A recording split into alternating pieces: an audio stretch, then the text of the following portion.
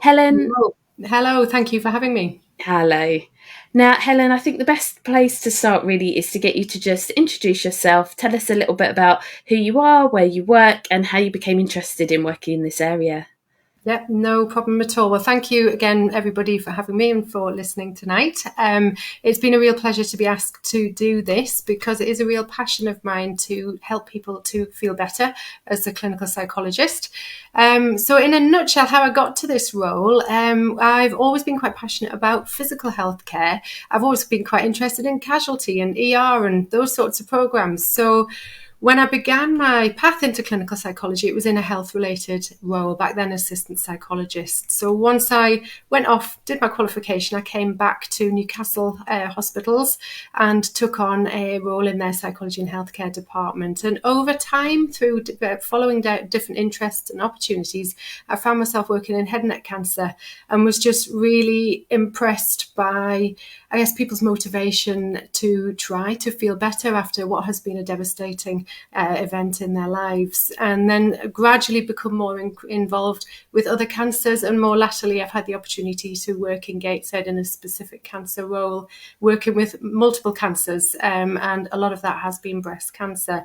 So it has been a real opportunity to use my knowledge and skills developed through my professional world. But also, I don't mind sharing a little bit of my own personal world because 7 years ago I had my own, it was a melanoma in situ removed off my lower back. So I know a little bit about how it feels from a personal point of view as well. And I'm very much an advocate of being a human first, and a professional in adjunct to that. And so I know exactly how I felt. I know how, unfortunately, friends have felt.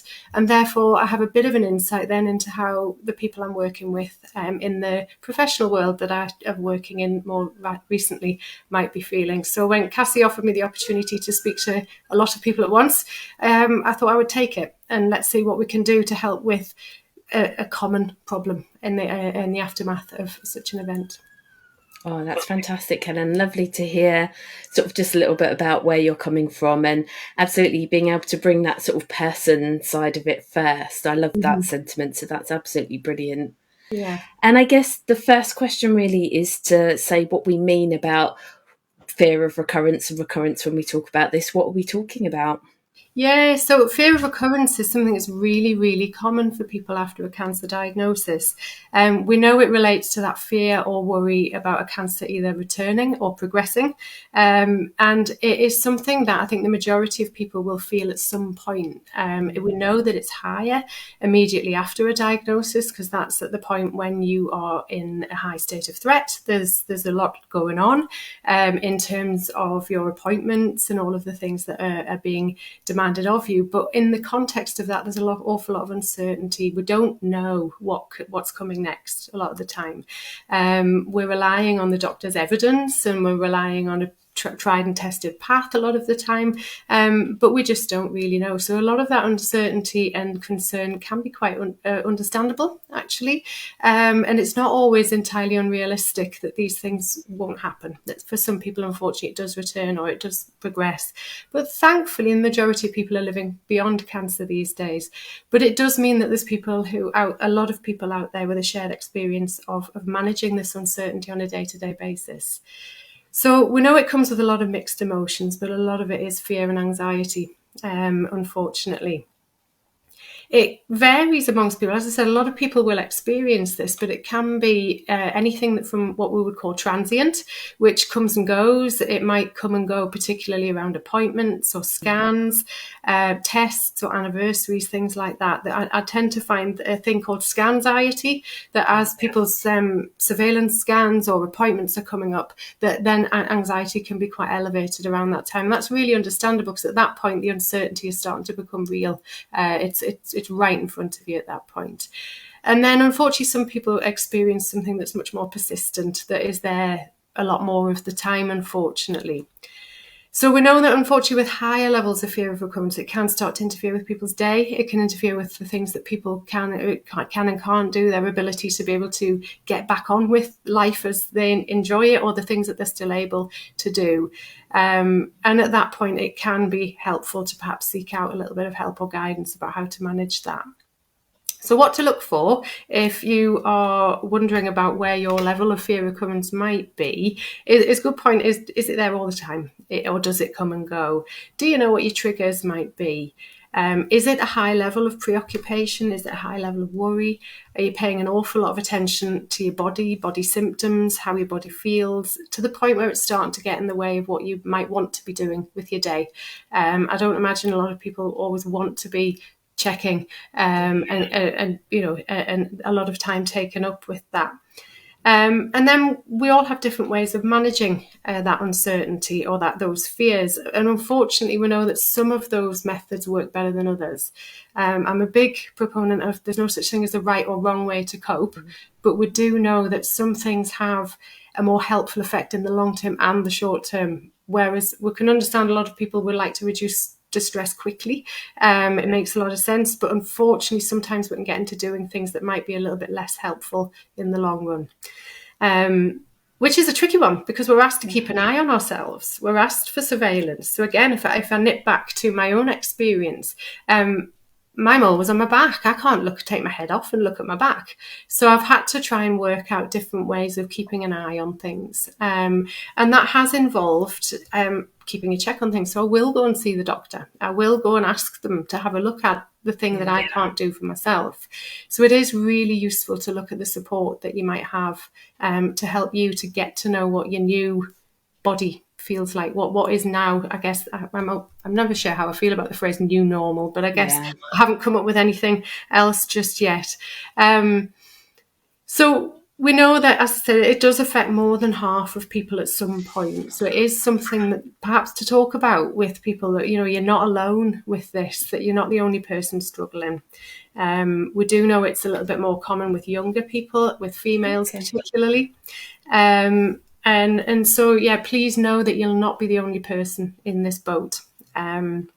As I said, for a lot of people, it'll be highest over time at the beginning, and it will then reduce down a little bit over time. Often it's when your own sort of natural coping resources might be starting to kick in, or you get a little bit more familiar with how everything is now, and you start on that journey of acceptance, really, with what's been going on. But it is important to note that often there are triggers. So as I get to know your triggers a little bit, often if you get a new ache or pain, or you've got an appointment or a scan coming up, or you happen to see something in the media, or you get some news of, say, somebody else's cancer diagnosis, we know that those are the things that can really elevate things. A lot of my patients say, I didn't realise how many adverts there were about cancer until I had it myself. Then you start to see it everywhere. And then it's everywhere, absolutely. And actually, there's a lot of celebrities at the moment with breast cancer diagnosis. And as you say, that may well be a trigger for people, just to bring back the memories. Absolutely. And although we know it's a really good thing that people are detecting things really early and talking about it, but it can also mean that it's a bigger topic of conversation. So if you are struggling and you're already preoccupied and then it's a little bit more discussed, that can be a mixed blessing, I guess. Mm-hmm. And I think one of the amazing things that you said there that was quite eye-opening for me in this role was that idea that fear of recurrence, it is actually normal to feel that way after a cancer diagnosis. It's perfectly understandable that there is a fear there of what if this cancer comes back, what if this cancer progresses, but it's where on that spectrum that you sit, how much that fear is impacting your day-to-day life that moves it from sort of a more normal emotion. And I know when we was chatting sort of before the live, that kind of idea, I was like, actually, that's such a good point for people who may be really newly out of treatment and sort of struggling, kind of knowing that it is normal to feel that way and it does get better over time. I think it's actually reassuring for people to know, but that if it doesn't, there is support and help out there for you, which I know we're going to come on to a little bit later.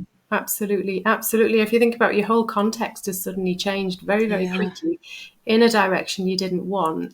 And if we were to liken that to another event, say, for example, we were burgled while we were lying in bed at night, we wouldn't just go to bed the next night and sleep soundly like a baby. We would be cautious, would be alert, would be on guard, and it would take a little bit of time to get used to that. And I think the same applies here. Absolutely. And, we've talked about sort of the early times, and we speak to a lot of people on the helpline that are quite a few years out of treatment and Yeah. finding that they're saying that I still worry about the cancer coming back. And I know we had a question in advance from Claire who said Mm. she's constantly scared of the cancer returning. And, I think that's something that we see quite frequently. And is that something that you come across sort of many years after a It diagnosis? is, absolutely, because I guess people have probably been struggling with a little while for that by the time they get referred to, say, myself in a clinical psychology service. Um, in an ideal world, we will be able to see people very, very quickly and think about how to build in this knowledge straight away. So I think, but unfortunately, services aren't always that available. So yeah, unfortunately, sometimes people are struggling for a little while. Now, there might be many reasons for that. There might be things to do with their particular diagnosis. Yeah. We know that not all cancers are the same. There's probably hundreds, if not thousands, of different presentations. And even in the same cancer, say breast cancer, what you find is there's lots and lots of different presentations there. So people are dealing with different things. So we know it generally subsides over time, but as I said, there are some people that just get a little bit Yeah. stuck with that. The first year after a diagnosis, you're doing everything for the first time since life's changed. But by the time you get to year 2, it doesn't suddenly make it easy. It just means you're a bit more familiar with it. Yeah. And that familiarity will build year on year. But it's a bit like when you lose a really significant person from your life. There isn't a point where it suddenly just doesn't matter anymore. It's just that, and suddenly things can remind you of that. So that's what I often find, is that there may be reasons why it's suddenly come back up, or reasons why it's been difficult for that to ease over time. It may be related to a person's relationship with uncertainty. There's a lot of work that's being done in psychology that's looking at uncertainty in relation to anxiety. And we know that uncertainty is simply not knowing something, and the threat is about immediate danger. But actually, the combination of uncertainty and threat is very high in a breast cancer diagnosis. So what you find is that people's natural ways of dealing with uncertainty will come to the fore at that point. Not all uncertainty is equal by any means, but this is definitely, people don't tend to get stressed about a surprise present, but your future health is that bit more important, isn't it? So it's quite understandable that it's going to be something that holds a lot more Yeah. importance to people. And it sounds like it's another one of those things where it's different for everybody because we're Absolutely. such different people. Absolutely. And as human beings, we're all born to struggle with uncertainty because we don't know anything when we're born, and we're reliant on the world around us to help teach us what we can or can't do to help ourselves to manage that. And we all have different experiences in the run up to a diagnosis, and therefore we'll all interact with that slightly differently. So we know if it might be worth having a think about, what are you like with uncertainty generally? Are you somebody who's quite comfortable doing different things or new things? Are you somebody who would look up say you were going out to a new restaurant, would you look up their menu beforehand? Or I used to work with a lady on uncertainty who didn't like not knowing what was in her Christmas present, so would have a bit of a peek beforehand so she could plan her response in advance.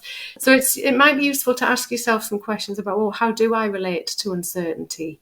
Does all uncertainty feel threatening, or is it just the health stuff? Because some people who are less tolerant of uncertainty will find any uncertainty threatening, whereas other people, it might make more sense that this is a particular type of uncertainty that you find more difficult. I think health and finances are the ones that bother me the most, that's for sure, but they have the biggest impact potentially on life.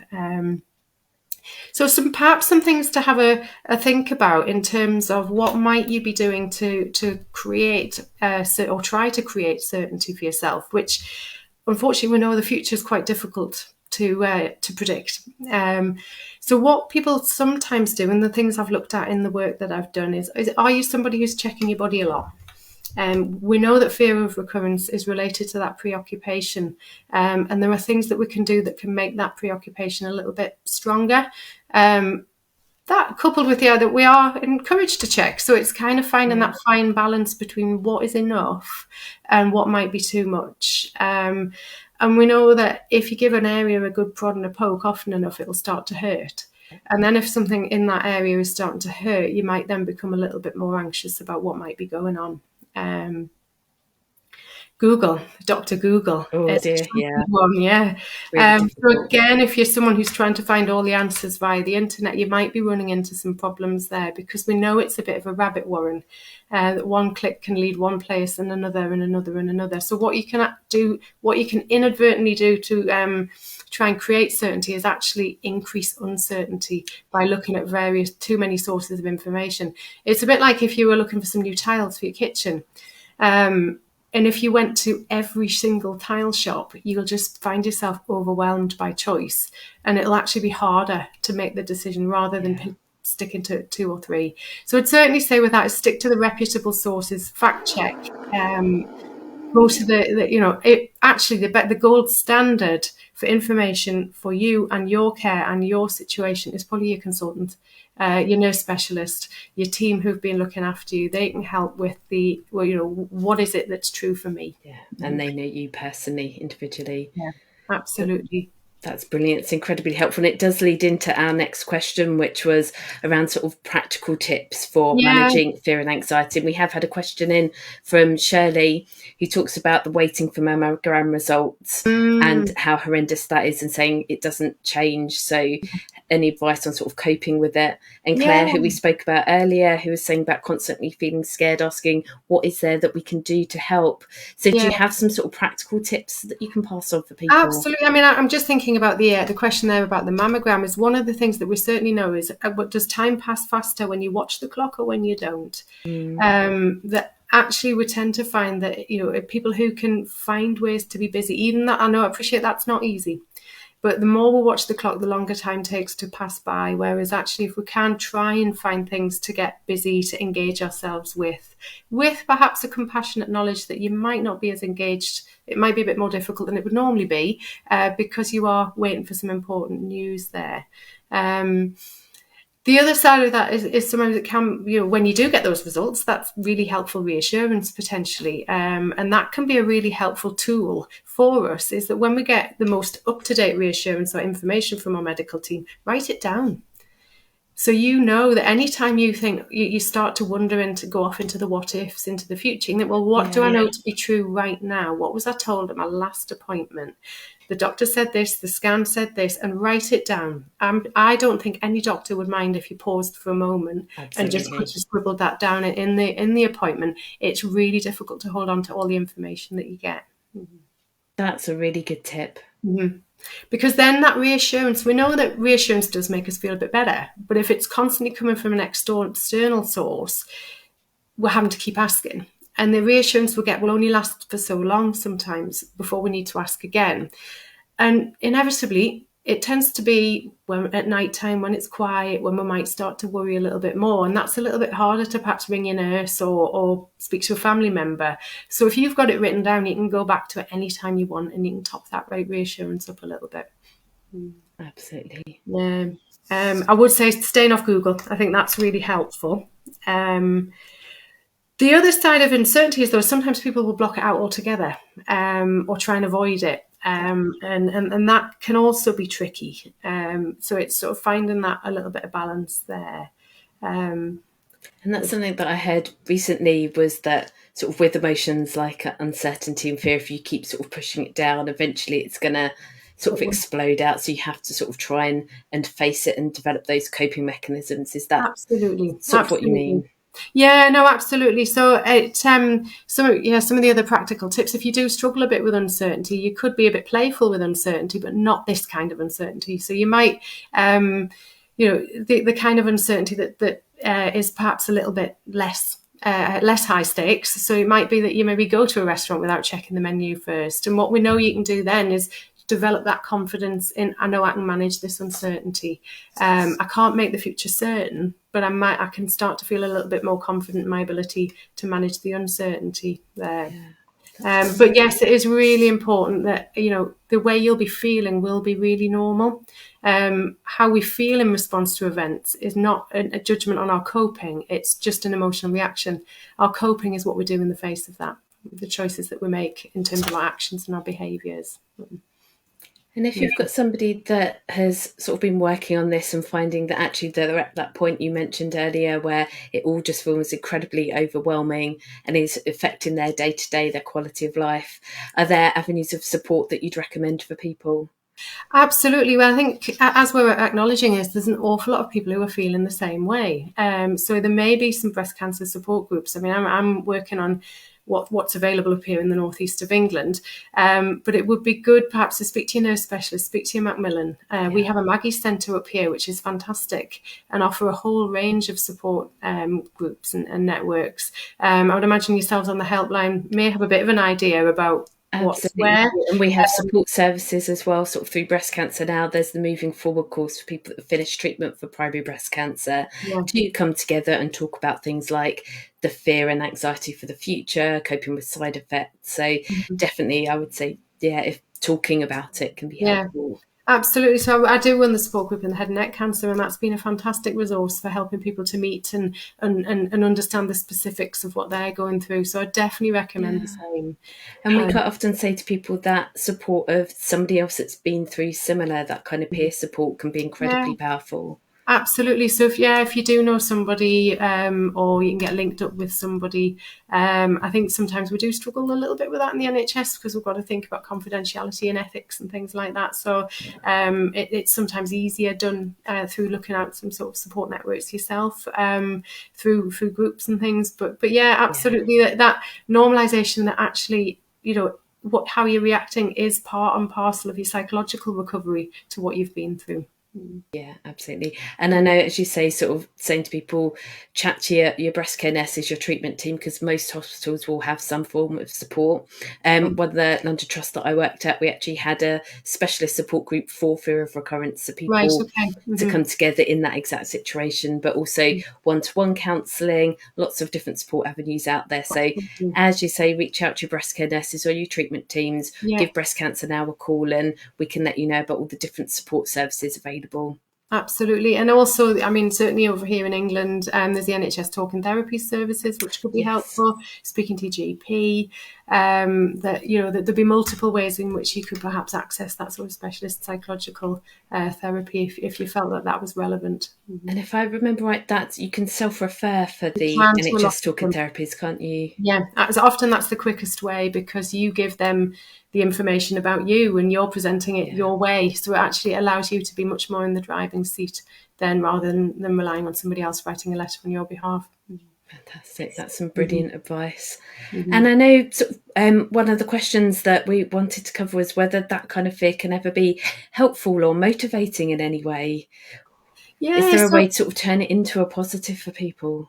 I guess as we're learning an awful lot more about cancers and the things that can help, is that we know that certain lifestyle factors can certainly help people to live as healthily as possible. Unfortunately, we know that sometimes we can't explain why some people get cancer and other people don't, but we Yeah. certainly know how people can live more healthily. And sometimes it can be helpful way of thinking about what changes we might want to make or if there's some useful ways in which we might do things a bit differently. So we know that our diet and exercise can be hugely helpful to our overall health. So sometimes if we need a little bit of a push to make a change, sometimes that the adrenaline that comes alongside a bit of anxiety might help us with that. And then if we know why we're doing something, if the reason why we're making that change is of real value to us, Yeah. that we're making that health related change perhaps to live healthily and be around for friends and family and do everything we can possibly do, we often call it control the controllables, then that anxiety can potentially have a slightly useful effect. Yeah, that's really interesting. And we did have a question earlier. I think it was from Debbie who was asking about alcohol and the risk of recurrence linked to that. Mm. And we do have a section on our webpage. If you put in diet, lifestyle, and recurrence, there's a lot of information about diet and exercise and alcohol and how sort of those healthy behaviours can help to actually reduce Mm. the risk of anything coming back in the future. So, Mm-hmm. as you say, it's sort of there's always going to be that uncertainty. There's always going to be those parts you can't control, but Mm-hmm. sort of trying to take a little bit of control back. Sounds like you're Absolutely. saying that can be a slight positive. Absolutely, and I guess living healthily is about a balance as well. You have to enjoy some of Yeah, life's little luxuries, absolutely. don't you? So, but Absolutely, yeah. It would be. There are some of the things that we know can really be helpful, and it would be, look at that stuff. Think about how you can do it within your own limits, perhaps in your own lives, because it's got to be realistic and relevant and doable within your own life and the way that things are for you. Otherwise, it's not going to work. And that sounds like that sensible advice, just for sort of general well-being as Mm-hmm. well. Mm-hmm. We have one more question in from Lindsay, who's had a bilateral mastectomy. So both breasts have been removed, which means she doesn't get follow-up mammograms because the Right. breast tissue has been gone, so there's nothing Okay. to scan. And she said she constantly fears recurrence because she doesn't have that regular scan to go to, and she feels it's making her anxiety worse. Her question is, how do I learn to live with that? Right. Okay. So, because that for a lot of people, that surveillance can be a little bit of a safety net. And yes, I have. I am aware that there are certain circumstances where that surveillance might not then occur. So, I mean, I guess I would have a think about what you know. Have you perhaps had some advice from the team about what to look out for?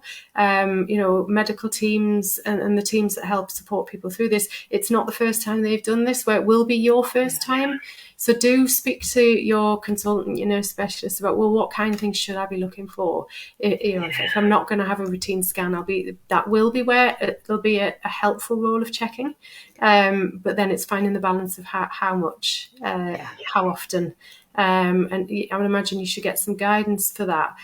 But then having a think a little bit about what do you do in the meantime? Because I suppose the more we think about the fears, I suppose the bigger they become. I mean, it's really understandable that it will be around, but having a think about what else you would like in life that might help take your mind off that a little bit. And we know that the things that tend to make people feel better are when you're engaging in things that are really rewarding for you. So if they give a sense of role or purpose or enjoyment or achievement or a sense of mastery over a subject. I'll often laugh with my patients. I cannot stand hoovering my stairs, but I get a massive sense of achievement afterwards and I feel better.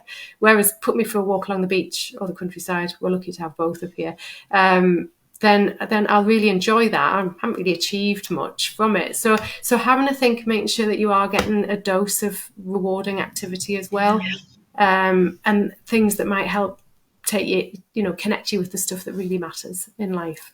I think that's an absolutely fantastic point, Helen, and something we don't tend to think about is actually when you've pushed through that really hard situation, allowing yourself time to feel that reward for it and say, actually, I have done something really hard here, and be proud of yourself for doing that. Absolutely. And if energy is a little bit limited, which it can be when you're going through treatment, Absolutely. I would always say prioritise the want to do, not always the need to do. If you're struggling, do the nicer stuff. Because once you get going with one thing, it's much easier to carry on with something else. So yeah, prioritise the enjoyment first. Definitely. That's amazing. I love that sentiment. And Lindsay, as Helen has said, do talk to your breast care nurses, because we speak to lots of people in the same situation who have that anxiety around sort of not knowing what to look for and not having the regular scans. And that's what your breast care nurses are there for. So if you had anything you were worried about, even though you've not got that regular yearly contact, just as and when you need them, give them a call, have a chat with them about how you're feeling, and they can advise you on the best sort of course of action for you. We speak to sort of quite a lot of people who have anxiety actually around contacting the team and thinking, oh gosh, no, I don't want to cause a fuss, I don't want to contact them, but that's exactly what they're there for. Absolutely. So please If do people didn't use them. contact us, we wouldn't have a job. Absolutely. Keep us in work, please. Yeah, no, yeah. But absolutely, it's not the first time we've done this, where it is the first time you might have done that. So do pick up the phone and ask the question. And, you can get the answer that might be enough to satisfy that uncertainty. And if that uncertainty is satisfied, it might help ease the anxiety. But yeah, write the answer down just in case. Yeah, I mean, and that's a fantastic tip as well that you gave earlier around writing things down so that you remember the facts, because again, we speak to so many people who feel quite overwhelmed in appointments and you might not remember everything that's been said. Taking that time to write things down, and as you said, doctors, consultants, they will not mind at all if you just say, can you repeat that so I can write it down for my memory? Absolutely, such a good idea. Yeah, and then absolutely. You've got it there to refer back to. Anytime you need it, absolutely. Oh, that's fantastic. And we did have a question in earlier from Lorna, around sort of percentages of people that get recurrence. And it's so individual, Lorna, that everybody's situation is different and that risk is going to be different based on you as an individual and the type of cancer. And so I would say that is a question really to pop to your team if it's playing on your mind, to just say, look, in my situation, what are my risks? How worried should I be? And they will be able to answer that for you, which will be much more meaningful for you than sort of a generic answer from us. But as Helen said at the beginning, most breast cancers don't come back, and it's trying to sort of remember that when we're feeling low. Yeah, absolutely. And I guess just the one last thing as well is if you don't, like, speaking to friends and family as well, if you've got a particular supportive friend or family member who you can turn to. I mean, this time last year I was busy doing the same for a friend of mine who was going through breast cancer, and the one thing I said right at the very beginning was, you will have dark days, so please know that if you don't know who else to contact, you put it in a message or you pick up the phone, and you're not then sitting with that alone. So I know she was grateful for that, and I would do it again in a heartbeat for anybody else and recommend it. Actually, that's really good advice as well, because obviously people watching may well be friends and family members for somebody going through this, and it can sometimes be really difficult to know what to do because we're so worried about doing and saying the right thing that people sometimes end up not saying anything because they're scared of saying the wrong thing. So just letting people know you're there for them can make the world a Absolutely. difference. It's a bit like sitting around a bonfire and feeling the heat together a little bit. And you don't have to fix it. You don't have to put it out. It might not be beyond your ability to do so, but just helping that Absolutely. person not feel alone around that fire would be. That's It's amazing. helpful. Yeah. And, we spoke earlier about peer support for that as well, that kind of togetherness. And one of the other services that we have is the Someone Like Me service, where we can put people in touch with trained volunteers who've been through a similar sort of breast cancer journey and are now volunteering to support others. And that connection with somebody, so you could call that service and say, I'm really worried about the cancer coming back. The fear of recurrence is playing on my mind a lot. They will Yeah, have volunteers that you can talk to who've been through that and come out the other side of it. So that kind of sharing of experiences absolutely. And can share, yeah. be with somebody trusted, can be amazing, I think. Yeah, absolutely, definitely. And the more that you kind of you kind of go through that, and people are modeling the kind of questions to ask, you can sort of then start to internalize what kinds of things to ask yourself when you're struggling with that. Yeah. Absolutely. And I know we're sort of coming towards the end of the time that we have. It's gone incredibly quickly, It's Helen. fine. I'm sure Yeah. there's so much more that you could say. And I think my takeaways from this for people is really around sort of that fear of recurrence, normalizing it. It's completely understandable. And I know some people feel guilt or feel like they shouldn't be feeling like that. That awful word should, I should be feeling better by now. That's not a thing. It takes the time it takes, and everybody's different. And just knowing that it is normal, but if it is affecting your quality of life, there is support out there for you to help you cope with that. And just to, lead into our final question from that, any support services or any sort of final tips and advice that you'd Yeah. want to impart to the people watching? Yeah, I mean, I guess the one thing I was sort of thinking about when I was reading through some of the questions beforehand is, from time to time, that anxiety might really peak into Yeah. something that's a lot more perhaps of a panicky feeling, maybe. Um, Yeah.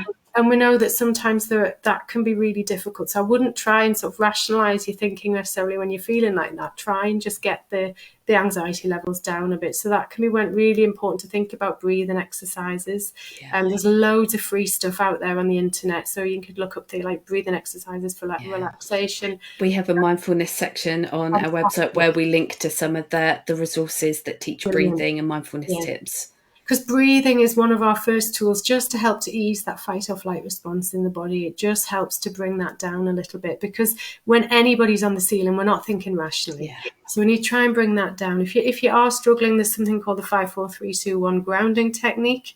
So if you are struggling with that, one of the things I would recommend, if you look it up, but I'll go through it. It's, you can look around and say, the room I'm in right now, I could find 5 different things I could see, and I'll name them. 4 different things I can touch, perhaps, and go and touch them. 3 different things I can hear. 2 different things I could smell, and I might have to go and hunt things out. Or maybe 1 different thing I could taste, for example. And sometimes what that can do is just help to bring your attention right back into the present. Do a bit of breathing at the same time, and then you might be in a better position to think a little bit differently about that. That's an amazing sort of really practical tip that people can Mm-hmm. take away, something they can do if you're feeling, as you say, in that sort of panicked anxiety Yeah. moment. Absolutely, absolutely.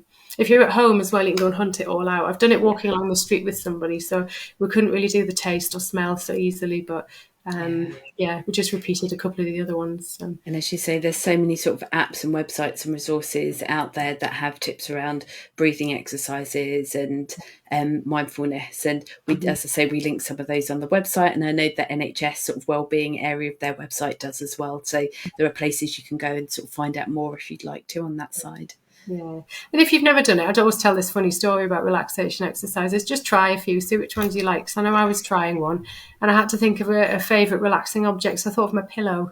But then you had to bring it down over your face and then it wasn't relaxing. Not so relaxing. I hunted out a different one at that point. So it's trial and error as to what works. Yeah, a bit of trial and error. You'll find things that you like. Interesting, my little boy, one of the ones we were listening to was called Puppy Palace, for like a guided imagery thing for bedtime. And it's brilliant and I'm still haven't heard the end. So fantastic. Because it works for both of us. So. Brilliant. You know people are going to be going and looking that one up now, Puppy Palace.